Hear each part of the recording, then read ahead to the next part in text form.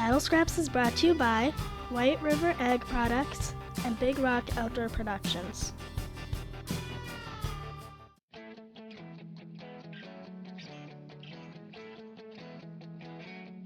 Well, my gun season pretty much came and went without too much excitement. I did see the smaller 8-pointer again, and I did pass up the bigger 8-pointer a second time. I saw him on Tuesday, and since he had made it through opening weekend and knowing the area that I hunt, I figured he had a pretty good chance to make it till next year. So he got the free ride. Then it was on to muzzleloader, where I was getting several nice deer on camera on another property, but I really had my sights set on one deer I call Old 10, because he's 7 years old. And I really only had one stand where I actually had a chance at this deer. The weather never really helped during the muzzleloader season, but I did get stuck in my blind one night, and of course that's when the Old 10 decided to show up about 15 minutes late. So then it's on to the late season. I'm after one deer, and I have one stand to make it happen. All I needed was a little help from the weather, a little white gold to make the deer move. Now I use trail cameras to tell me what's going on at my stand, and in 3 years of chasing this deer, I've only had one set of daytime pictures before January, and that was on a property over a mile away. So on December 15th, even though we had a little storm the day before, I decided to stay home because I haven't seen the kind of activity on my cameras that would get me excited and get me out in the stand. Big mistake. He's there with the does at 4:25. Plenty of daylight.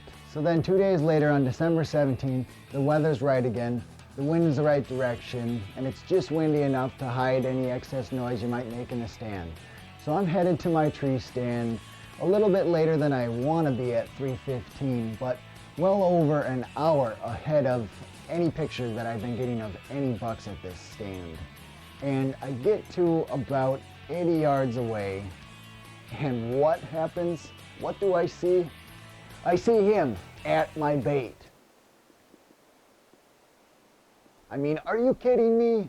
He's there all by himself. For what? To spite me.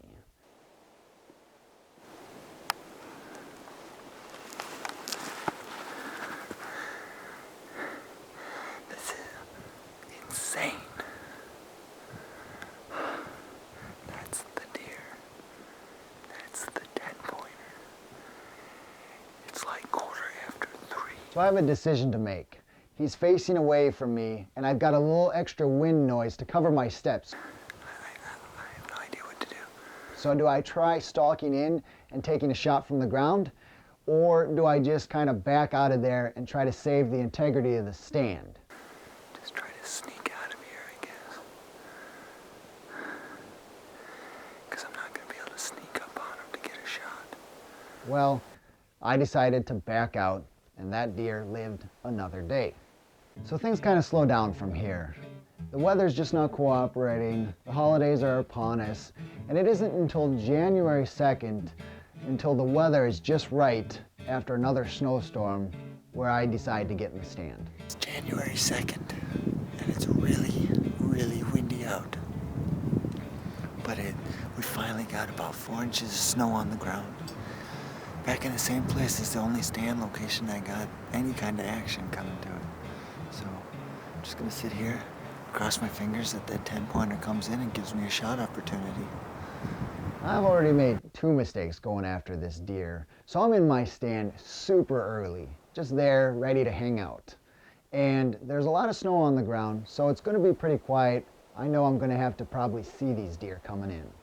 And it isn't until about 20 after 4, something makes me kind of turn to my right, and I catch a deer out of the corner of my eye. So immediately I'm getting the camera ready.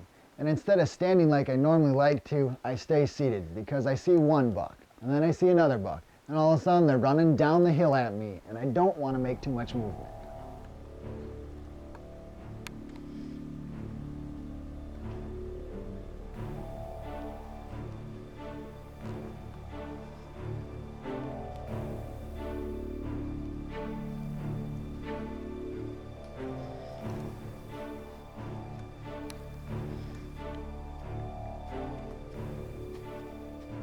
Before I know it, I got 4 or 5 deer all around me, 3 nice bucks right below me, And then I see him.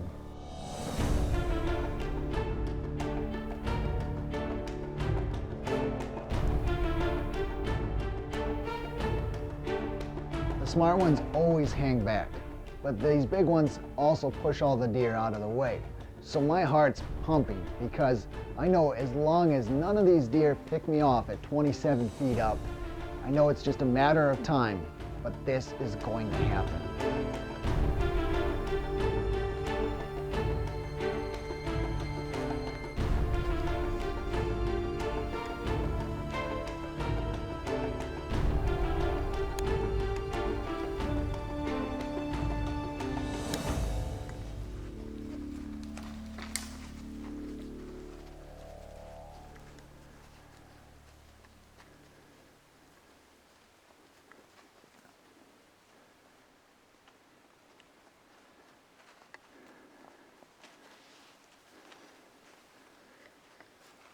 And sure as the snow was white, he comes in, commands the bait, and then it was just a waiting game for the right shot opportunity.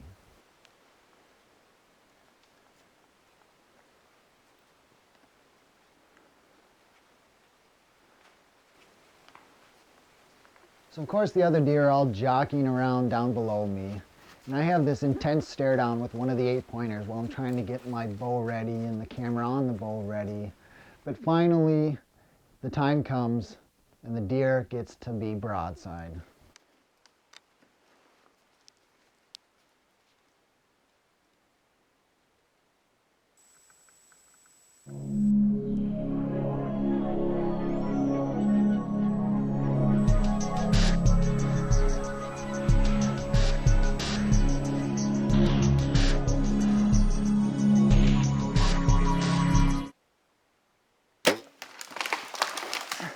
So I take my shot. He crashes through the brush, but immediately I'm unhappy because my barely working Luminoc tells me my shot was really low.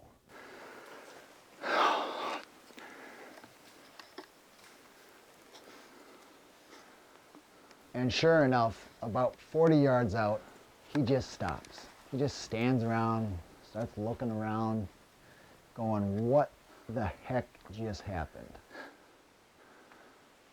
So he just kind of walks off, and I just sit there in my stand, all dejected, can hardly talk. Man, the deer I'm after comes in.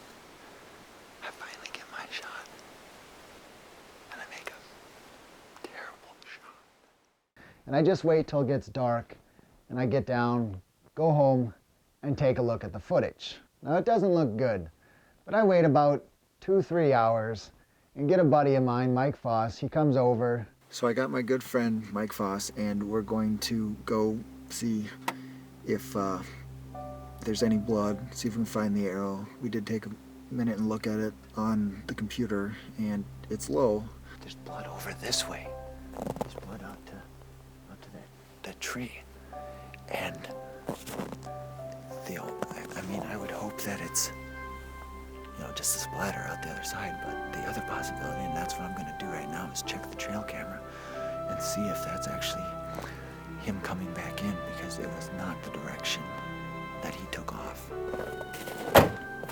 Well, that was a fast track job.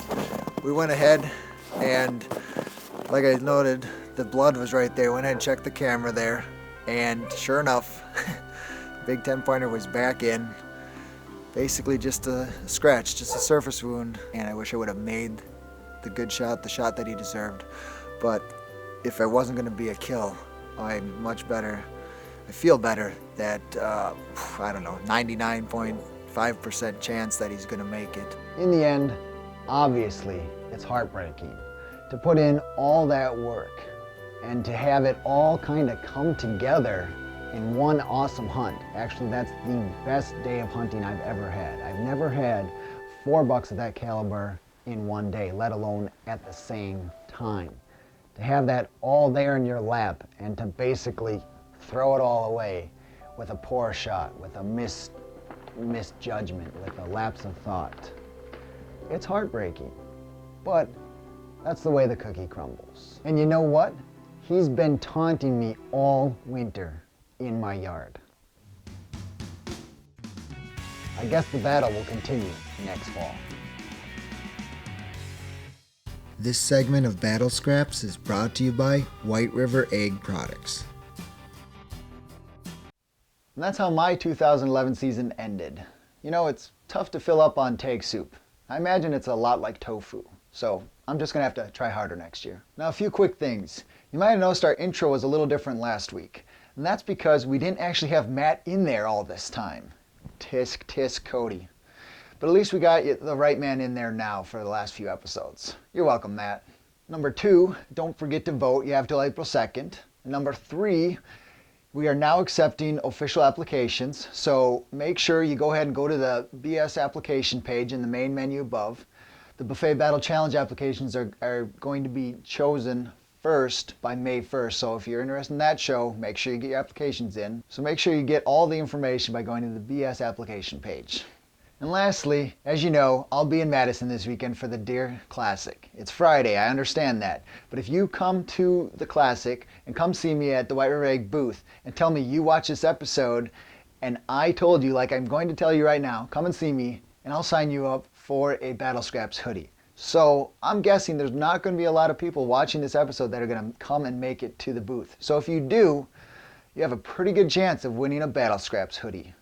So I'll see you in Madison. Now I'm going to enjoy some fantastic Kettle brand potato chips. You know, it's kind of an abnormally large bag for the amount of chips in here, don't you think, Kettle? Anyway, for everyone here at Battle Scraps, I'm Peter Michael, and thanks for watching.